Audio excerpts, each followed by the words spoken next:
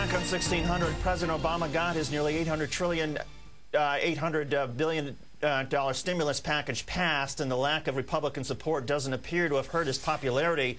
But in the stimulus debate, there was only one clear, unequivocal winner: the Marsh Mouse, who will benefit from a flood control project in California and who, for a brief time last week, became the most famous mouse in America. Watch.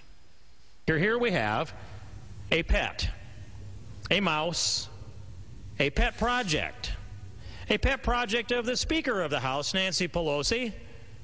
This little mouse here, a desert mouse, I don't know what he is, a sand mouse. And I might say also that if you take a look at this mouse real closely, there's got to be an earmark right there in that mouse. And I'm looking forward to seeing these $30 million rats one day if I can get out to San Francisco, because they must be some fine-looking animals. They probably walk around. They got some nice-looking clothes on, San Francisco stuff. They probably wear flip-flops and sunglasses as they go there to the, Sausalito for lunch. We found $30 million for mice. What a joke. But former Bush insider David Frum is not laughing. He blogged, "Could we possibly act more inadequate to the challenge, more futile, more brain dead? If we're to make progress in 2010, we have to look serious. In this debate, we look not only irrelevant, but clueless and silly."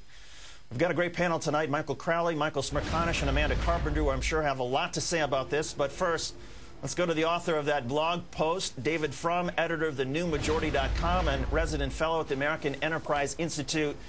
David, brain dead? I mean, putting aside the mouse, the GOP did advocate for more tax cuts. Yes, but they didn't make the argument for the right kind of tax cuts, and they didn't put them at the center. Look, we're in the middle of one of the steepest downturns, at least since 1958, maybe since the Depression. People are losing their jobs. There's a mood of real fear in the country. Now, if you're a party out of power and you want to get back in, you have to say, we take these problems seriously and we have answers. And as it happened, Republicans have a much better answer than the Obama spending plan. The problem with the Obama spending plan is that it's really slow. Most of that money's not going to arrive till next year.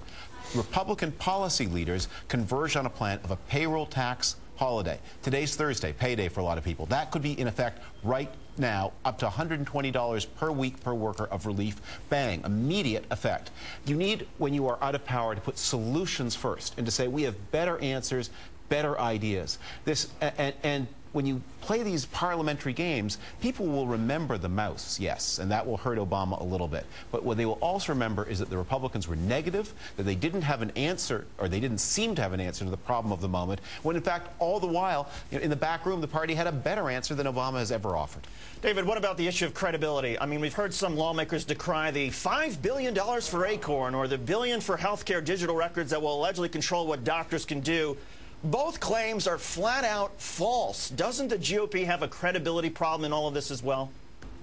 Well, I think the Marsh Mouse story, it's unclear whether it's true or not. It's something that might be true, that this was one of the projects that might be on the list and it was fairly far advanced. Right, but when we hear Republican lawmakers say $5 billion for Acorn, we know that is simply false. When we hear them say, oh, the government's going to control every medical decision you make, no, the government isn't going to control any medical decisions. And again, doesn't this get to a credibility problem that may stay with the Republicans longer than the lack of ideas that you point out?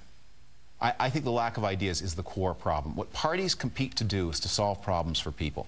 Now, the Obama stimulus plan is not going to be very effective. It's going to be very expensive, and a lot of these projects, I mean, I'm not necessarily opposed to, say, improving high-speed rail in the Northeast, but you know how long that's going to take. They are not going to be laying that track for years. The crisis is now, and Republicans could be saying, we have a plan by temporarily lifting the payroll tax to put up to $120 per week per worker starting this very Thursday. It could be in effect today, and that would be a more powerful message, a more attractive message, a reason for an affirmative vote in a way that denouncing a Marsh Mouse, I mean, people might then feel more cynical about the Obama administration, but it doesn't motivate them to vote for the Republican Party.